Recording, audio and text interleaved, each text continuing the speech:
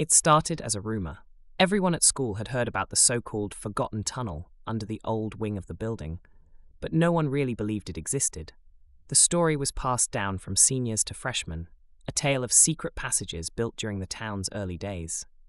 One afternoon, after school, I was hanging out with my friends, Ben, Sarah, and Jake, when Ben brought it up again. "We should find it," he said, a mischievous grin spreading across his face.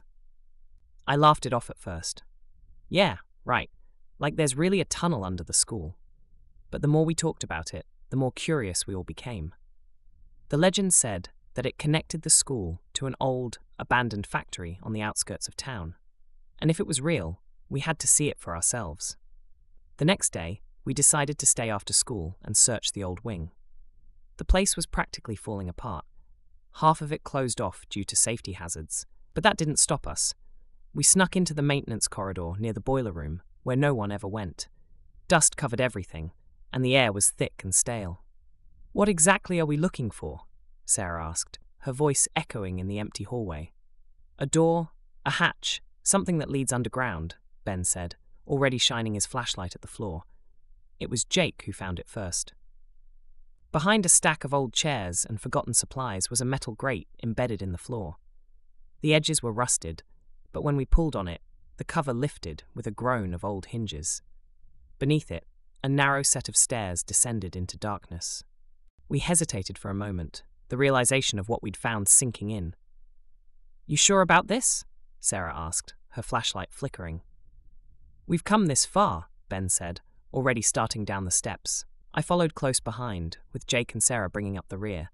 The stairs were steep, leading us deeper underground than I'd expected.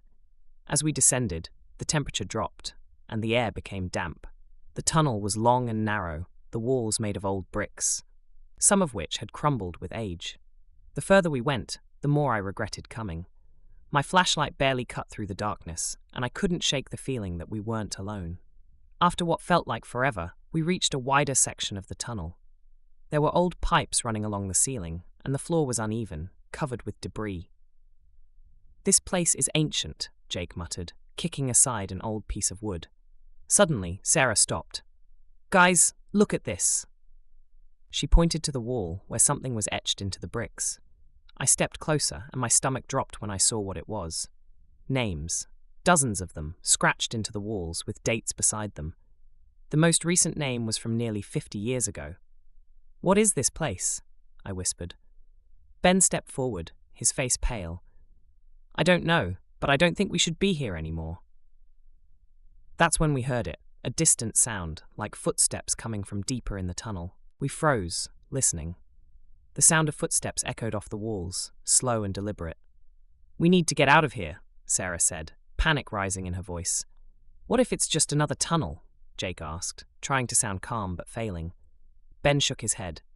"No, those footsteps are coming toward us." Without another word, we turned and ran back the way we came. But the tunnel seemed longer this time, twisting in ways I didn't remember. My heart was pounding, and the air felt colder, heavier. The footsteps were getting closer. Whoever, or whatever it was gaining on us. We finally reached the stairs, our lungs burning, but when we looked up, the hatch was shut. "No, no, no!" Ben shouted, yanking on it, but it wouldn't budge. "It's locked," Jake whispered, his face white with fear. The footsteps had stopped. There was only silence now, but we knew something was waiting just out of sight. Suddenly, the hatch creaked open.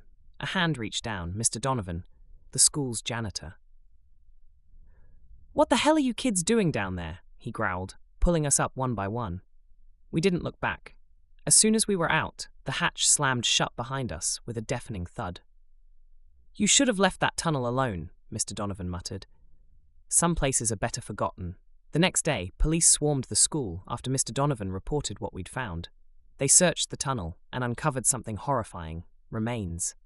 The names on the walls weren't just graffiti. They belonged to people who had gone missing over the decades.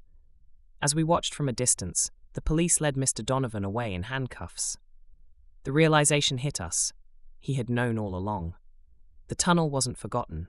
It had been used. And we had come far too close to becoming the next names on the wall.